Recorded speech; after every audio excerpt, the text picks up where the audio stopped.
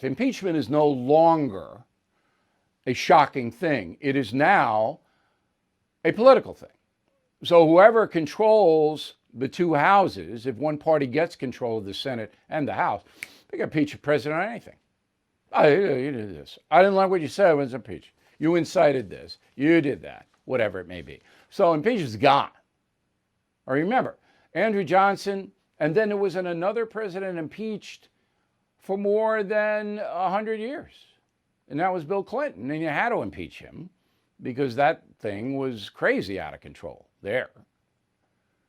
Now, Trump got impeached for making a phone call to a Ukrainian president, and then he gets impeached for giving a speech to his supporters. It's beyond belief. So there isn't anything coming out of this impeachment other than revenge. You want the truth? That's the truth. It's all about revenge, punishing, trying to destroy Donald Trump. Period. Terrible for the country, creates more hatred, more division, but there isn't anything positive about this. Now, how did this happen so quick? All right, remember, the insurrection in Washington, and it was that. I'm not overstating that. That word is accurate.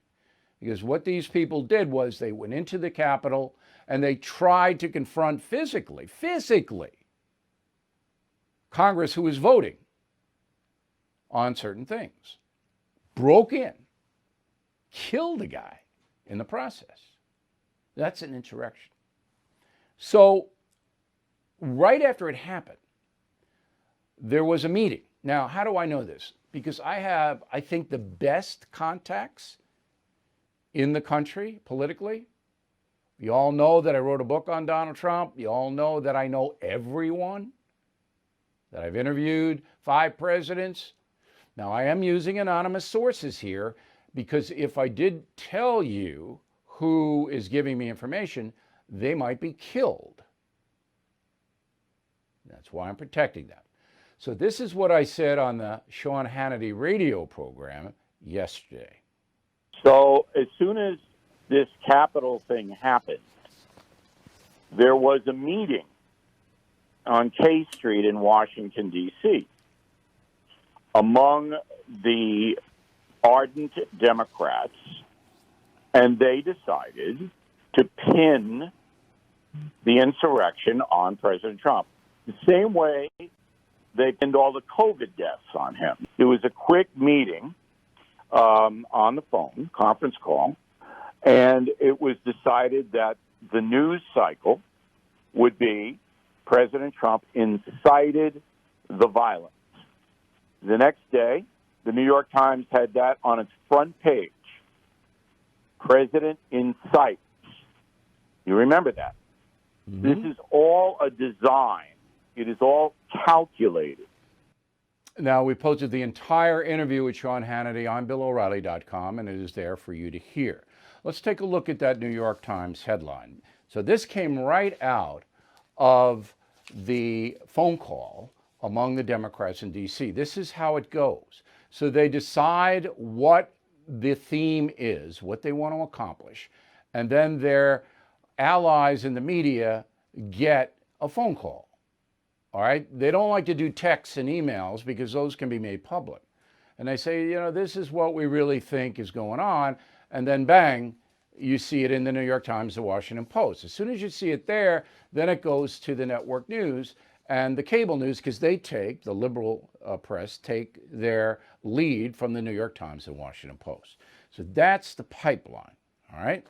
So once it was established that Trump was the instigator, he incited the violence against the Congress people, then it was easy to impeach because who jumped on the bandwagon? Nancy Pelosi, the Speaker of the House. Now, I'll get to her in a moment. Okay, so the goal of all this, as I said, is to destroy Donald Trump. So impeachment passes yesterday in the House, but now it has to go to the Senate. Now, as we reported, Mitch McConnell seems to be playing a game. He's the Senate Majority Leader. Nothing can happen without his okay until next Wednesday, when Biden is sworn in. So McConnell basically says, I'm not going to put it up for a trial vote until impeachment day or even beyond. So you're not going to get a vote because the Senate's not in session. I'm not calling them back. So everything stops, all right? So we asked a couple of people, very smart people, can you impeach a president after he's out of office? Remember, Donald Trump leaves next Wednesday. So J. Michael Luttig, who is a former judge on the U.S. Fourth Circuit Court of Appeals in Washington, he wrote an opinion piece in the Washington Post, said, no, all right, you cannot impeach a president who has left office.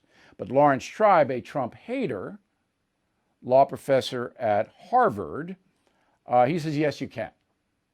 So you're going to have on both sides, no, you can't, yes, you can. What happens is if Chuck Schumer, the new Senate Majority Leader, next Thursday comes in and says, oh, we're going to have a trial, immediately that'll be litigated. So immediately the Trump people will file suit to block it. Some Republican senators may do the same thing. They'll block it. It'll go into the court system. It'll wind its way up to the Supreme Court. And the Supreme Court, in my opinion, would rule, no, you can't impeach a president once he's left office. That's what I think is going to play out. Now, there could be all kinds of ins and outs. I'm not predicting, but I'm giving you a roadmap of what's possible.